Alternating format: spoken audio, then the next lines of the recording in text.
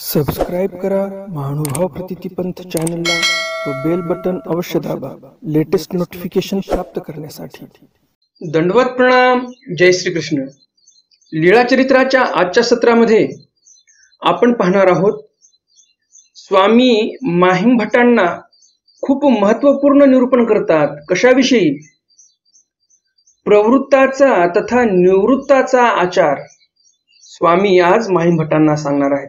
आणि आजच्या सत्रामध्ये तुम्हाला हेही समजणार आहे की धर्मवीर छत्रपती संभाजी महाराज यांनी स्वामींचं कोणतं वाक्य कोणतं वचन खरं करून दाखवलं हे जर तुम्हाला माहिती करून घ्यायचं असेल तर व्हिडिओ शेवटपर्यंत पहा। तुम्हाला नक्कीच कळेल की स्वामींचं कोणतं वाक्य कोणतं वचन धर्मवीर छत्रपती संभाजी महाराजांनी खरं करून दाखवलं। व्हिडिओ खूपच रोचक होणार आहे, त्यामुळे व्हिडिओ शेवटपर्यंत पहा। प्रवृत्त म्हणजे कोण, निवृत्त म्हणजे कोण हे आपण सविस्तर पाहणार आहोत। आणि थोडक्यात सांगायला गेलं तर प्रवृत्त म्हणजे जे सांसारिक लोक आहेत, जे वासनिक आहेत, जे नामधारक आहेत संसारामध्ये ते प्रवृत्त, आणि जे निवृत्त म्हणजे जे संन्यासी आहेत त्यांना निवृत्त असं बोलतात। तर स्वामी माहिम भट्टांच्या प्रश्नावरून आज माहिम भट्टांना निरूपण करणार आहेत प्रवृत्ताचा धर्म काय असतो, निवृत्ताचा आचार काय असतो। प्रवृत्ताचा म्हणजेच वासनिक मंडळीचा काय आचार असायला पाहिजे, त्यांनी कसं राहिलं पाहिजे, काय आचरण केलं पाहिजे, आणि निवृत्ताचा म्हणजे संन्याशांनी कसं आचरण केलं पाहिजे, या दोन्हीच्या संदर्भामध्ये स्वामी आज निरूपण करणार आहेत। आणि त्यामुळे आजचा हे व्हिडिओ अत्यंत महत्त्वपूर्ण होणार आहे। आणि एवढं लक्षात असू द्यायचं कधी पण ज्या लीळेमध्ये माहिम भट्ट असतील समजून घ्यायचं ती लीळा खूप मोठ्या ज्ञानाने भरलेली आहे, त्यामधून तुम्हाला भरपूर सारं ज्ञान मिळणार आहे असं लक्षात ठेवायचं। तर आज पण माहिम भट्टच प्रश्न विचारणार आहेत। काय प्रश्न विचारतात काही नाही, एका प्रश्नावर तर त्यांचं कधीही समाधान होत नाही। एका प्रश्नाचं उत्तर भेटलं की दुसरा प्रश्न येतो त्यांच्या मनामध्ये, दुसऱ्या प्रश्नाचं उत्तर भेटलं की तिसरा प्रश्न येतो। याचाच अर्थ काय, जेवढे प्रश्न जास्त तेवढं जास्त निरूपण स्वामी करणार आणि आपल्याला भरपूर असं ज्ञान मिळणार असा अर्थ आहे त्यामागचा। तर आज आपण पाहूया स्वामींची आणि माहिम भट्टांची काय चर्चा होते आणि काय काय आपल्याला आज या चर्चेमधून ज्ञान प्राप्त होणार आहे हे सर्व आपण सविस्तर पाहूया। फक्त तुम्ही व्हिडिओ शेवटपर्यंत पहा म्हणजे तुम्हाला इत्यंभूत माहिती या चर्चेची होईल। आजचं सत्र सुरू करण्याअगोदर आपण आजचा तिथीवार जाणून घेऊया आणि नंतर मग आजच्या सत्राला सुरुवात करूया। आजचा तिथीवार आहे वैशाख वद्य चतुर्दशी, त्याचप्रमाणे आज दर्श अमावस्या पण आहे। आज दुपारी 1:57 अमावस्या लागत आहे। बुधवार प्लवनाम संवत्सर शके 1943 अंग्ल दिनांक 9 जून 2021, युगाब्ध 5123। कालच्या सत्रामध्ये मी तुम्हाला प्रश्न विचारला होता 4 घडिया म्हणजे किती मिनिट, त्या प्रश्नाचं उत्तर काय आणि कुणी कुणी त्या प्रश्नाची बरोबर उत्तरे दिलेली आहेत हे सर्व आपण व्हिडिओच्या शेवटी पाहणारच आहोत। तर जास्त उशीर न करता चला तर आज काही नवीन ज्ञानार्जन करूया। दंडवत हो। मी ईश्वरदास महानुभाव सर्वांचं स्वागत करतो आपल्या महानुभाव प्रतिपंथ या युट्यूब चॅनलमध्ये। तुम्हाला दररोज असे ज्ञानवर्धक व्हिडिओ पाहिजे असतील, तुम्हाला वाटत असेल की तुमच्या ज्ञानामध्ये दररोज भर पडली पाहिजे, तर हे चॅनल तुमच्यासाठी आहे। कारण दररोज मी या चॅनलवर स्वामींचे नवनवीन चरित्र अपलोड करत असतो ज्यामधून तुम्हाला भरभरून ज्ञान मिळते। आणि असे व्हिडिओ तुम्हाला दररोज ऐकायचे असतील तर लगेच या चॅनलला सबस्क्राईब करा, बेल बटन दाबा आणि ऑल ऑप्शन सिलेक्ट करा, म्हणजे भविष्यामध्ये तुमच्याकडून एकही स्वामींचं चरित्र सुटणार नाही। आजचा लीळा क्रमांक आहे लीळा चरित्र उत्तरार्ध, लीळा क्रमांक 135। प्रवृत्ताचा तथा निवृत्ताचा आचार कथन। प्रवृत्ताचा म्हणजे जे वासनिक मंडळी आहेत, जे संसारामध्ये अडकलेले आहेत त्यांचा, आणि निवृत्ताचा म्हणजे जे संन्यासी आहेत, ज्यांनी दीक्षा घेतलेली आहे, जे अनुसरलेले आहेत परमेश्वराला, त्यांचा आचार कथन। आचार कसा असावा त्यांचा या संदर्भामध्ये स्वामी कथन करतात म्हणजे बोलतात माहिम भट्टांना। पिंडापासी भेटी माहिम भट्टी पुसिले।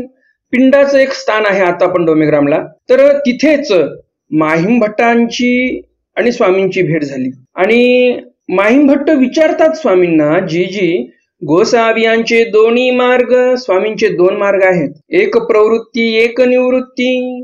एक प्रवृत्तीचा मार्ग जे वासनिक मंडळी आहेत, एक निवृत्तीचा म्हणजे जे संन्यासी आहेत। या दोहीचे कैसे विधी विधान, या दोघांनी पण कोणते कोणते विधी आचरायला पाहिजे, कसं विधान केलं पाहिजे ते निरूपावेजी, त्याचं मला तुम्ही निरूपण करा असं माहिम भट्ट स्वामींना विनंती करतात। सर्वज्ञ म्हणितले.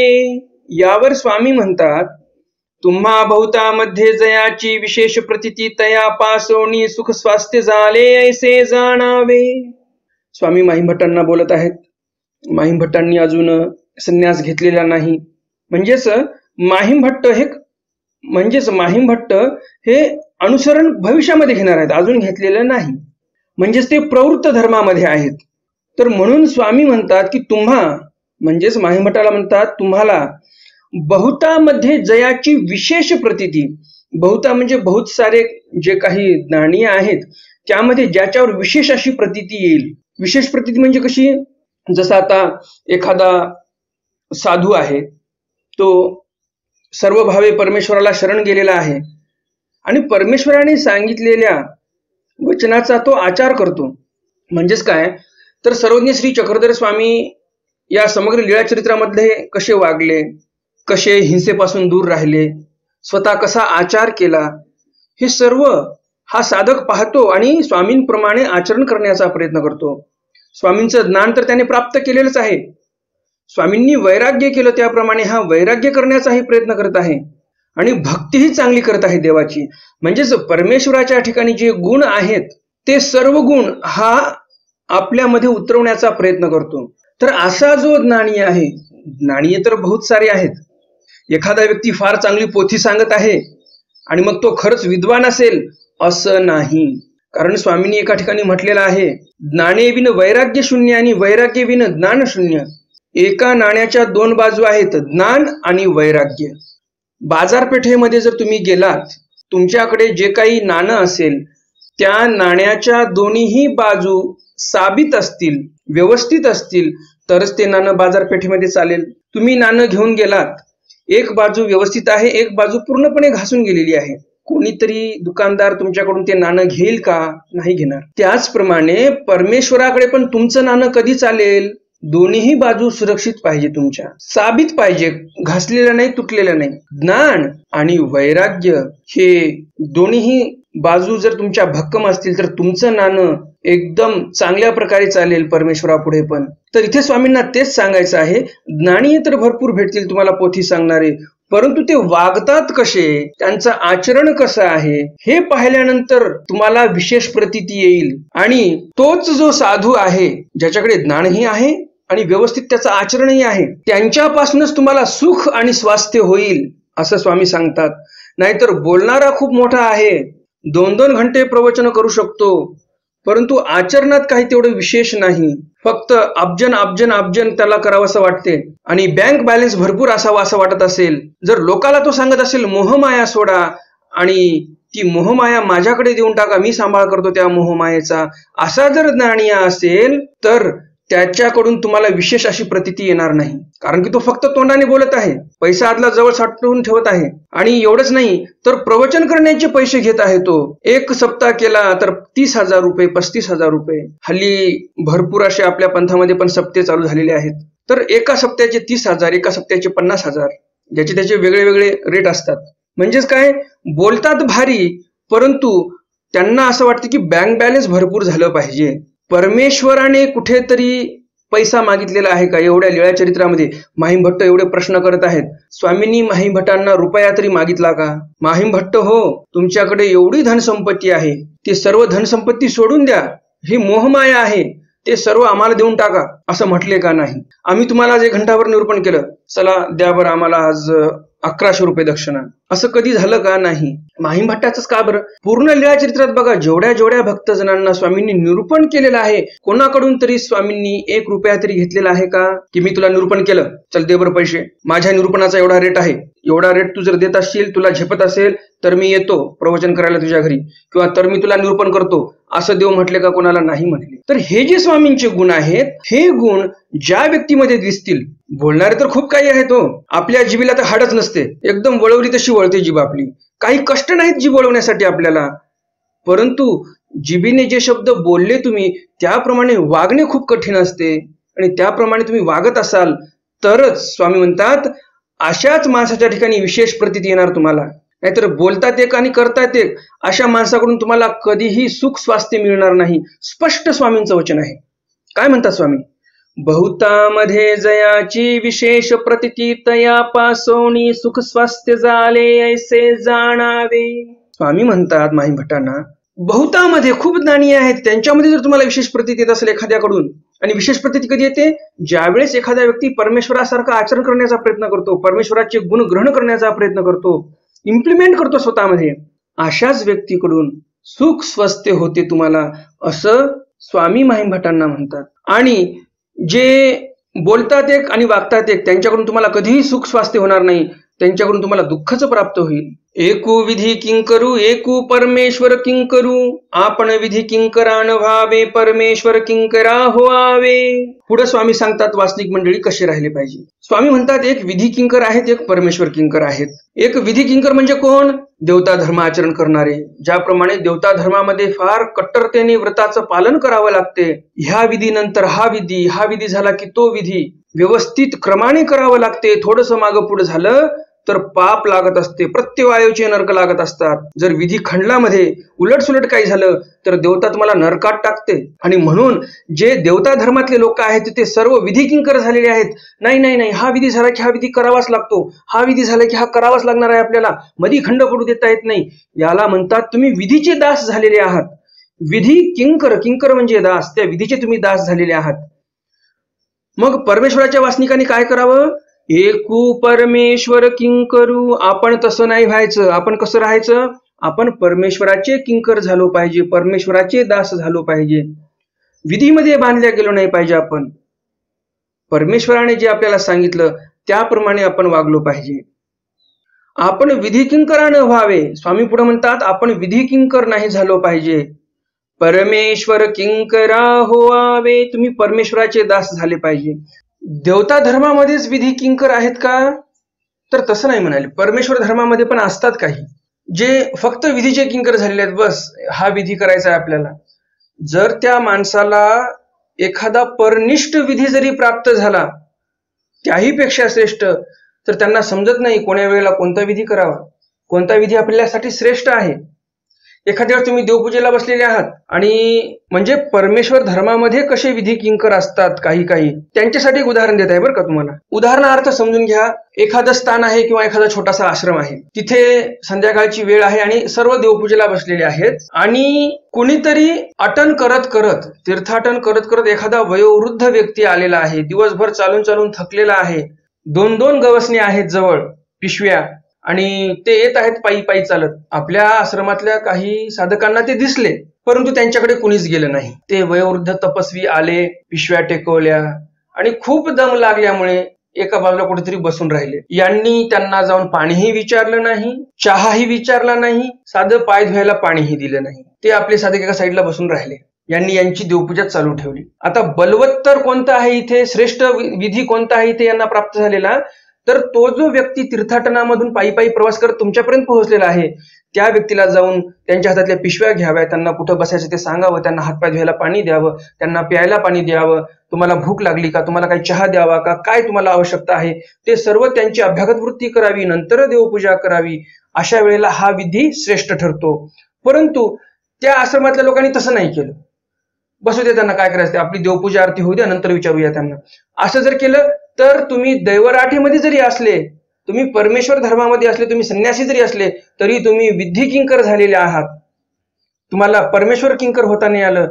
परमेश्वराचा जो दास होता, जो तीर्थाटन करत आलेला आहे तुमच्या आश्रमामध्ये, तो दमलेला आहे, भागलेला आहे, त्याची श्रमनिवृत्ती करणे हा श्रेष्ठ विधी होता तिथे. परंतु तो विधी तुम्ही आचरला नाही, तर इथे परमेश्वराला तुमचा काही अभिमान वाटणार नाही. तुम्ही जरी देवपूजा आरती केली, नंतर त्यांच्याकडे गेले, त्या वयोवृद्ध माणसाकडे, तरी परमेश्वर म्हणतील तू आता विधी किंकर झालेला आहेस, परमेश्वर किंकर नाही, असं म्हणतील ते जे आश्रमातली मंडळी देवपूजा करायला बसली होती त्यांना. परंतु परमेश्वर किंकर कशाला म्हणतात?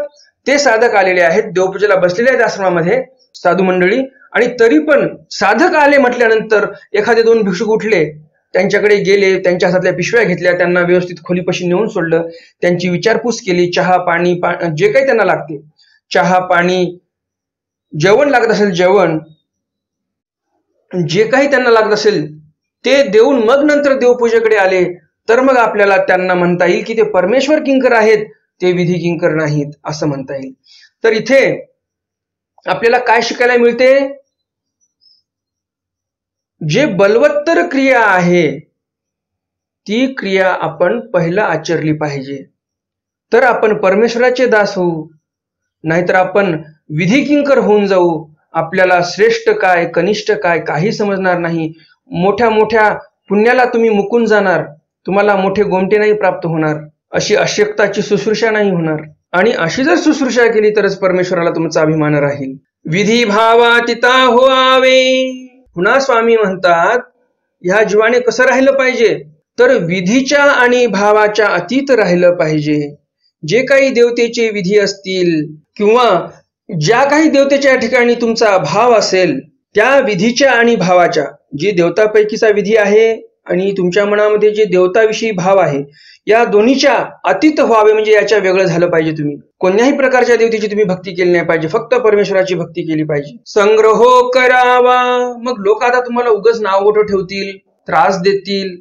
अरे काय हे काय माणसं आहेत का, एकादशीच्या दिवशी पण जेवण करतात, एकादशीच्या दिवशी तर उपवास केला पाहिजे, असं तुम्हाला लोक बोलतील. म्हणून काय करायचं, संग्रह करावा म्हणजे संग्रह पाळावा.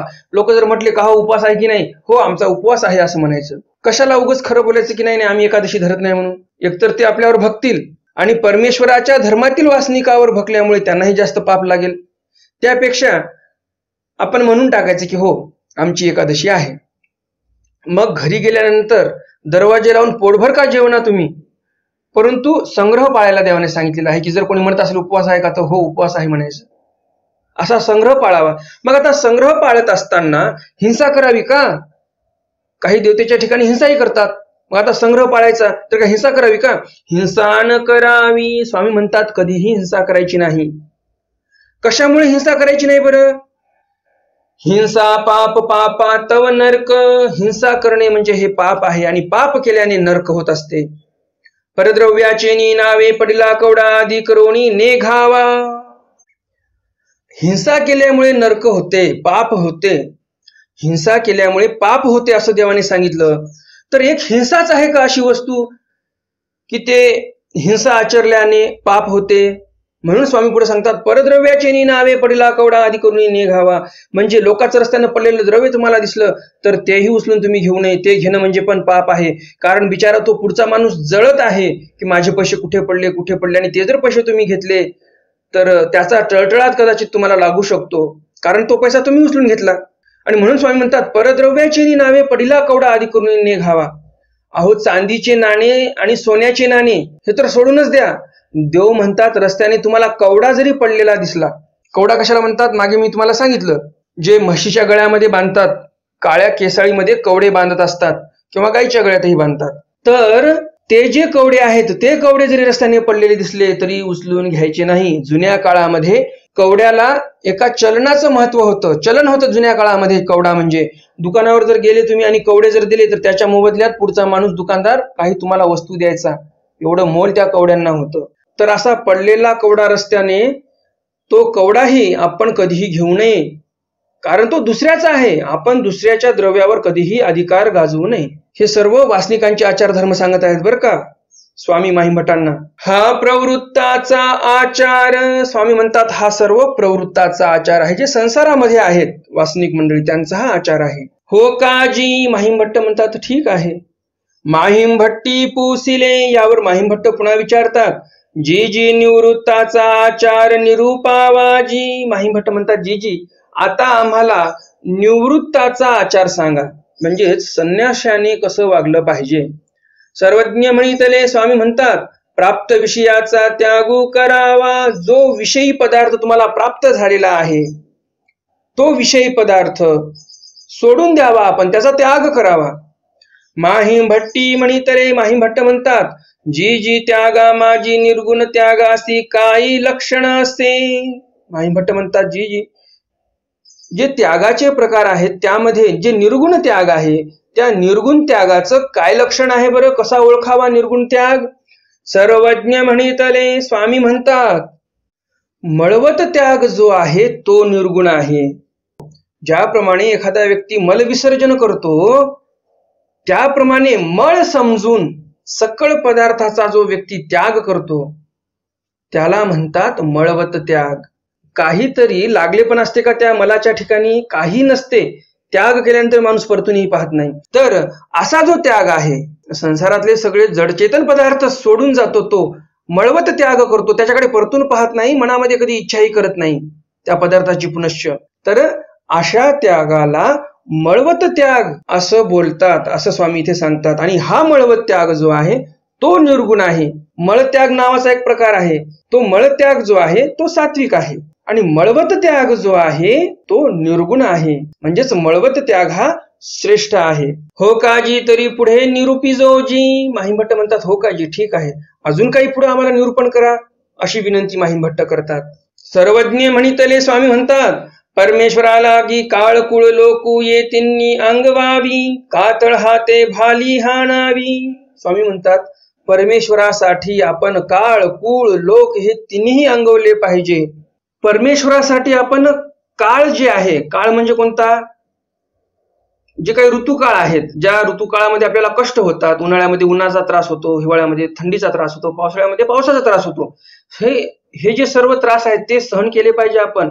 किंवा काळ म्हणजे काय तर सुकाळ दुष्काळ जे असतात त्यामध्ये पण बरेच कष्ट होतात. आता तुम्हाला असं वाटेल सुकाळामध्ये कसे कष्ट? ज्यावेळेस जास्त जो सुकाळ असतो पावसाचा, त्यावेळेस पण एक प्रकारचा दुष्काळच पडत असतो, त्याला ओला दुष्काळ म्हणतात. तर त्यामध्येही कष्ट असतात. कोणतीही गोष्ट जास्त झाली की त्रासदायक असते.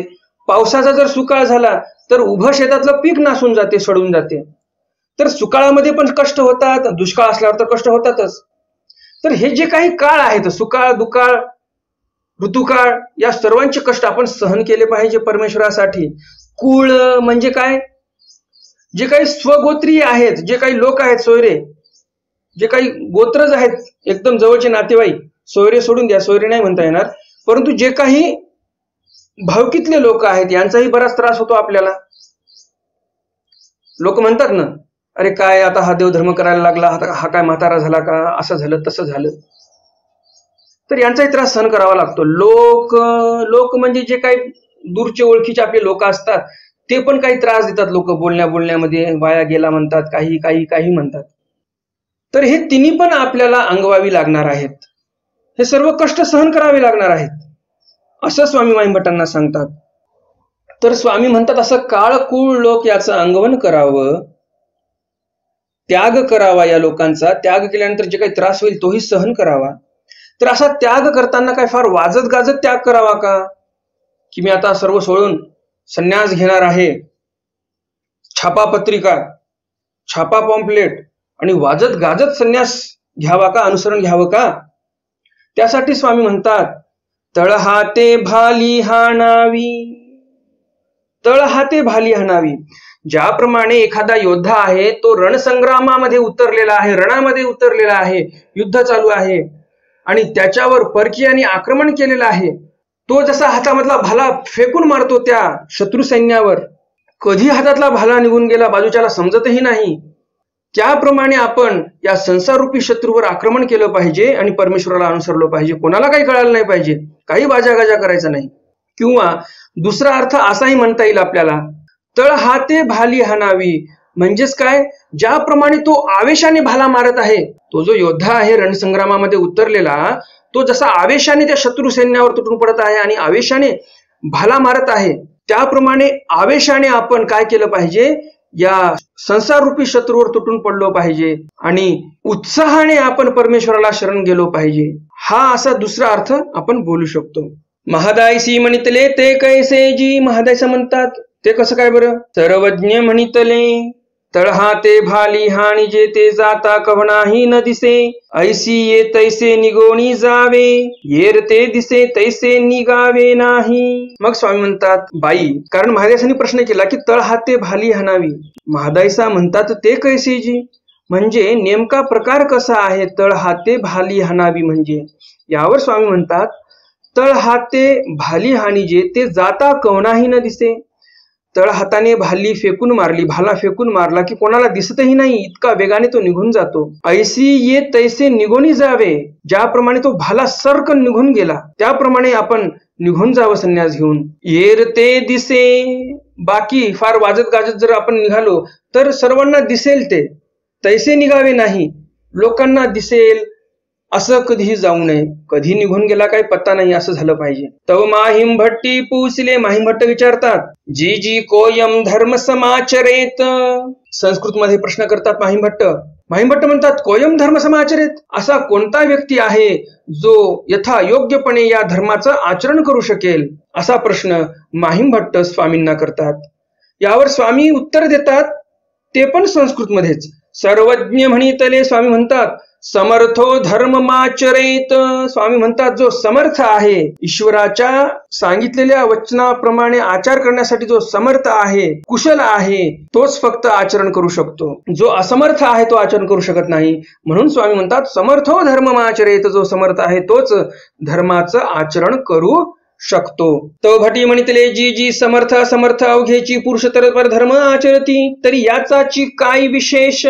भटोबासांना प्रश्न पडतो. भटोबास काय म्हणतात यावर, जी जी समर्थ असमर्थ, जे लोक समर्थ आहेत, सामर्थ्यवान आहेत, किंवा जे असमर्थ आहेत म्हणजे बलहीन आहेत, सामर्थ्य नाही त्यांच्याकडे, ते पण अवघेची पुरुष तर परधर्म आचरती, सर्वच तर लोक धर्माचं आचरण करतात. तर याचाची काय विशेष, तर या समर्थाचाच काय विशेष आहे जो धर्माचरण करत आहे. सर्वज्ञ म्हणितले, यावर स्वामी म्हणतात, वानर्या तुम्ही म्हणता ते तैसेची परी विरळा नांदे. स्वामी म्हणतात, वानर्या तुम्ही म्हणत असा ते तैसेची, म्हणजे तुम्ही म्हणत आहात ते तसंच आहे, परंतु विरळा नांदे, म्हणजे आम्ही जे म्हणालो की समर्थो धर्ममाचरेत, असा व्यक्ती एखादा विरळा असतो.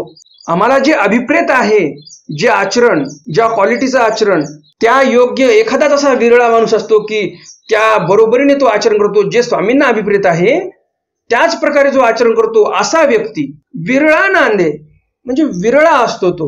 बहुत नसतात असे, क्वचित भेटतात.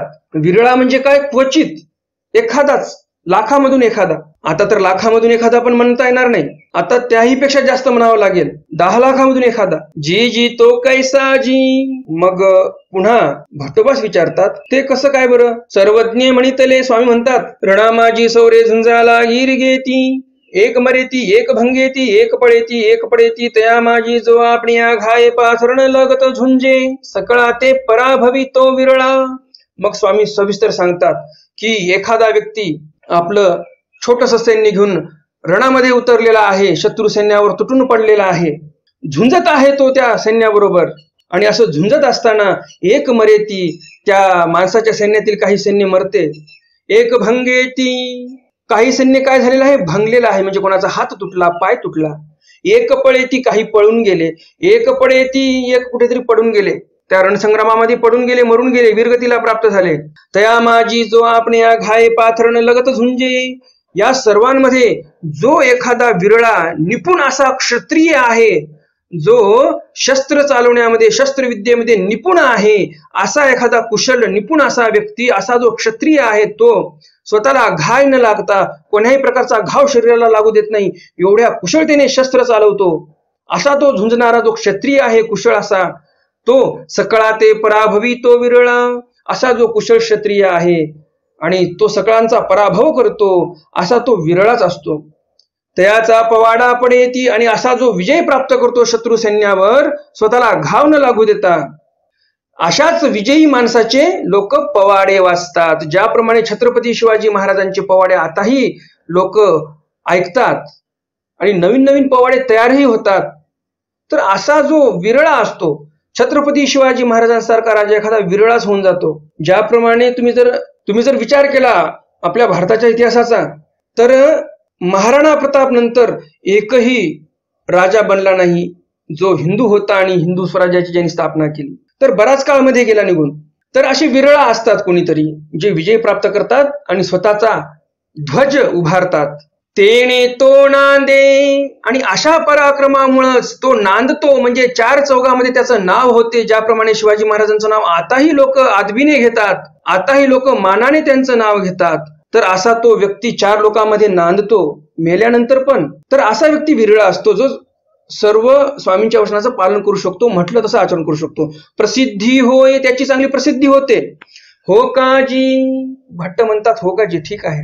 तव माहिम भट्टी म्हणितले, यावर माहिम भट्ट म्हणतात, जे जे आम्हा ऐसे विषयी त्याग केवी होवेल. माहिम भट्ट हे सर्व निरूपण ऐकल्यानंतर विचार करतात, देवा एवढा आचार आमच्याकडून कधी होणार बरं? तुम्ही तर सांगितलेलं खूप कठीण दिसते आम्हाला. तर एवढा कठीण आचार आमच्याकडून कधी होईल? सर्वज्ञ म्हणितले भटो सेवतयाचे अरळ खुपे तोची खांडिया भालेयाचे घाय आडे देवडे साहे ऐसे आती. स्वामी म्हणतात, भट्टो, एखाद्या राजाचा राजकुमार आहे, त्याचा पुत्र आहे, एवढा सकुमार आहे तो जर झोपला तर त्याला फुलाची पाकळीही रुतेल, एवढं सकोमळ त्याचं शरीर आहे, एवढी सकोमळ त्याची त्वचा आहे की फुलाची पाकळी पण त्याला रुतेल. तोच राजकुमार ज्यावेळेस रणसंग्रामामध्ये उतरतो, तोची खांडिया भालेयाचे घाय आडे देवडे साहे.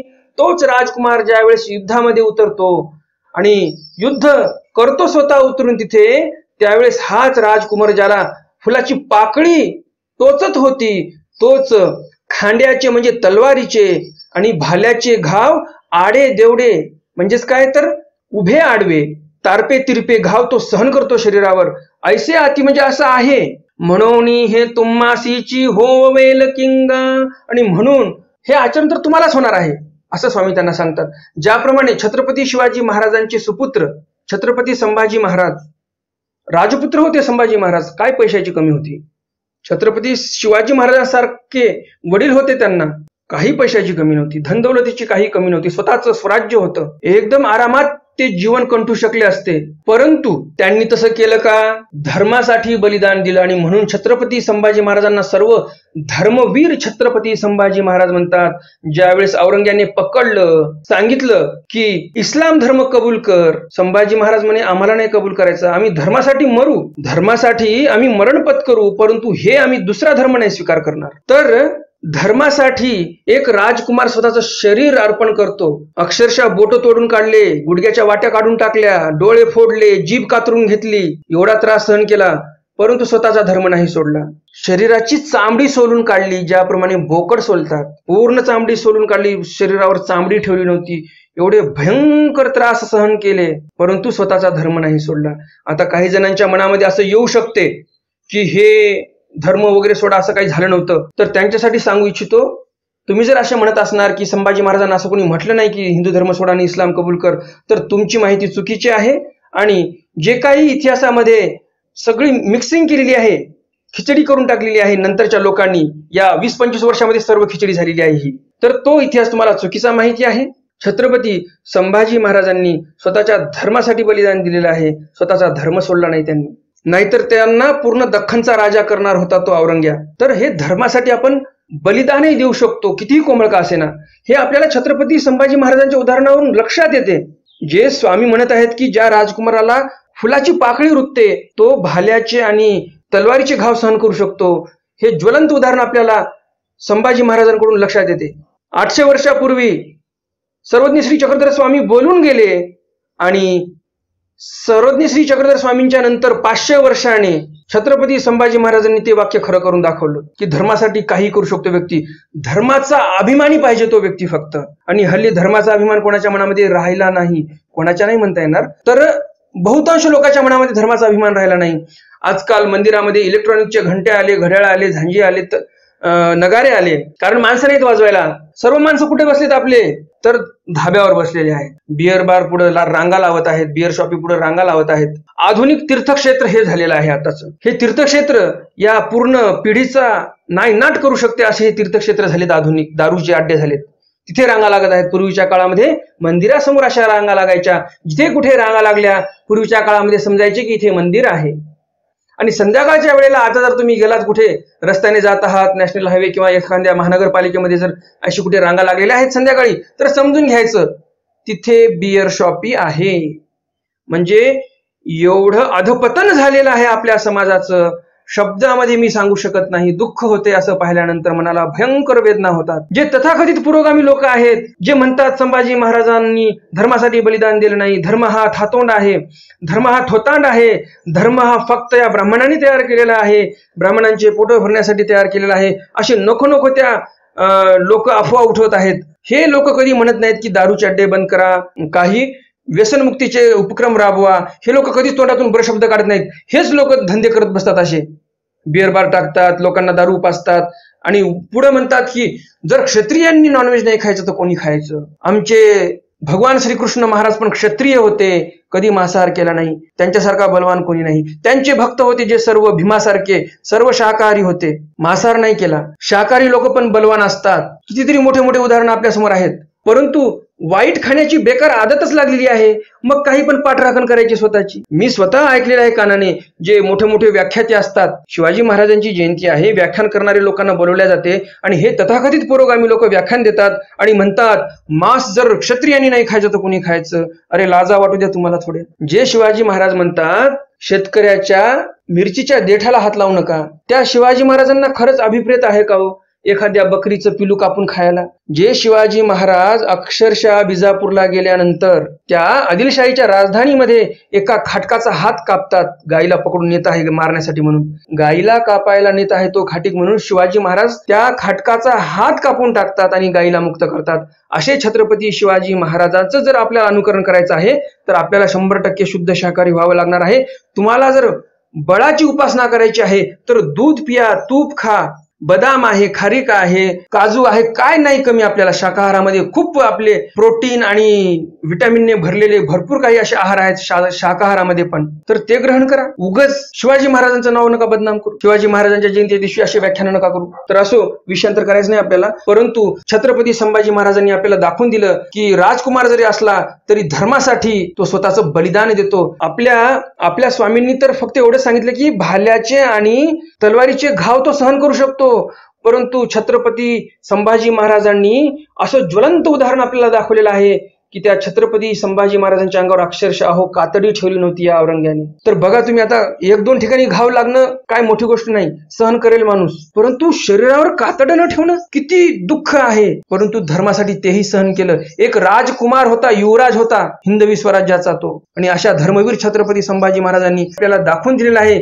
की धर्मासाठी आपण काय एक केलं नाही पाहिजे. आपलं शरीर गेलं तरी 72, परंतु धर्म सोडला नाही पाहिजे. आणि असे खरे ओरिजिनल सुपर हिरो आपण सोडून देतो आणि आताचे हे असे चावट धंदे करणारे आणि अश्लील पिक्चर तयार करणारे लोक यांना आपण खरे हिरो मानतो. आपण कोणाला आदर्श मानलं पाहिजे यावरही चिंतन झालं पाहिजे आणि आपण आपल्या जीवनामधला आदर्श पुरुष ठेवला पाहिजे समोर आणि त्याच्याकडे पाहून आपण वागलो पाहिजे. तरच आपण आपलं चारित्र्य जे आहे ते चांगलं निर्माण करू शकू. तुम्ही जर तुमचा आयडल जर एखादा हॉलिवूडचा स्टार ठेवला, बॉलिवूडचा स्टार ठेवला तर तुमची विल्हेवाट लागणार आहे. तुम्ही जर छत्रपती शिवाजी महाराज, धर्मवीर छत्रपती संभाजी महाराजांसारखं आदर्श व्यक्तिमत्व जीवनामध्ये ठेवलं तर नक्कीच तुम्ही तुमच्या जीवनामध्ये यशस्वी व्हाल आणि तुमच्या मायबापाचंही नाव तुम्ही रोशन करणार. आणि म्हणून स्वामी म्हणतात, म्हणोनी हे तुम्हासीची होवेल किंगा. आणि म्हणून स्वामी म्हणतात माई भटाला, अरे तुम्हालाच होईल हे, दुसरं कोणाला नाही होणार. या जीवाकडून जे होऊ शकते तेच मी सांगत आहे, असं स्वामी म्हणतात. आणि यावर मग पुन्हा माहिमभट्ट प्रश्न विचारतात.